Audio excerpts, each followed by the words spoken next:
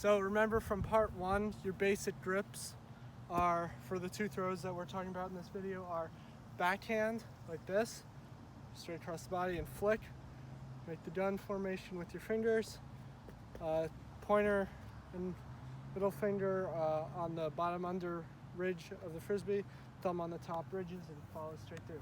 Okay, so yes, you might want to be throwing straight to your target, but when you get more advanced, and if you already know how to play, the second biggest thing about learning your throws is learning how to control where they go and bend them.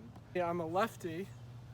You want your backhand to turn from your body, from where you're facing, up the field. You want it to go I-O, inside to outside. Your outside is away from you, inside is towards you. So that's another basic thing of terminology. I-O or O-I, outside, away from you, towards you, on your plane, even with your body. So all that has to do with the way you tip the disc. So if you want, for me, I'm a lefty. If you want to throw a I-O like this, and you want it to bend around to the right, you want to angle the outside tip, so the tip that's away from your body, down and towards the ground, kind of like this. And you want to also kind of angle your body as you're throwing it to be across rather than straight through. So when you're learning it straight through, and when you're getting more advanced, you can start practicing these I-O. I'll go ahead and throw one. So you see how it goes out and it comes back, and it's further. If you draw a plane even with the line of the camera, it's to the right, but I threw it to the left. It's still, because of that arc, bends around. If you throw one really far, you can get a lot more airspace and air time out of this throw.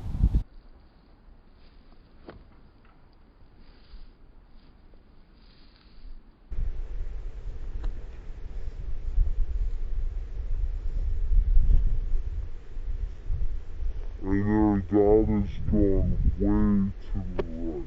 Now the opposite is OI, so outside to inside. You're going to be angling the disc. It's like when you look at the disc, you're going to kind of hold it and just look directly at whatever it says on the front. And leaning your body, the way you lean your body also helps with this. So you want to angle it up a little so you can read what's on the disc easily. And you're going to step across and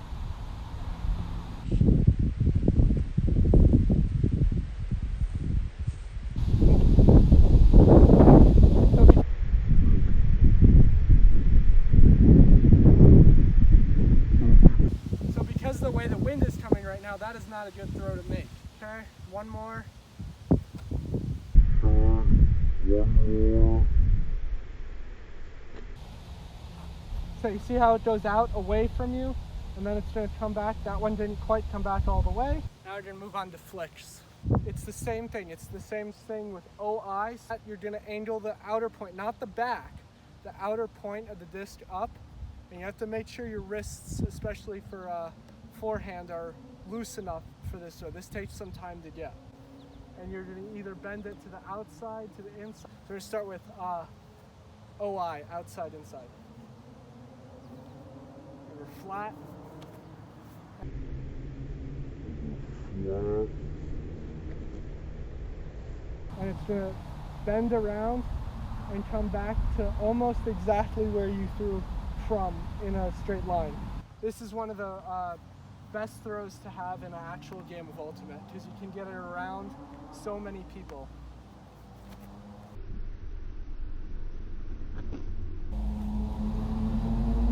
Outside to inside. There's a steeper example of outside to inside. Now I-O, inside, outside. Now that's a throw, it'll bend inside and come outside to the left. So you're dropping the outside of the tip down. So dropping the outside of the tip down, you can almost not read the top of the disc. Just like that. And you follow through up. It's important to remember, especially on this one, you follow through up to where you want it to go originally.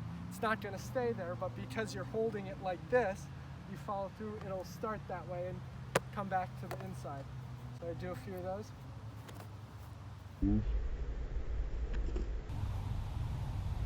There's one. This is a great way, especially for long distance flicks, forehands.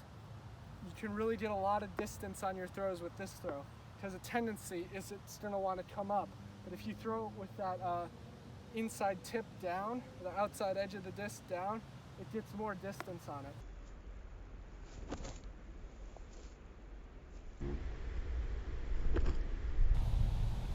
And you can really send them pretty far.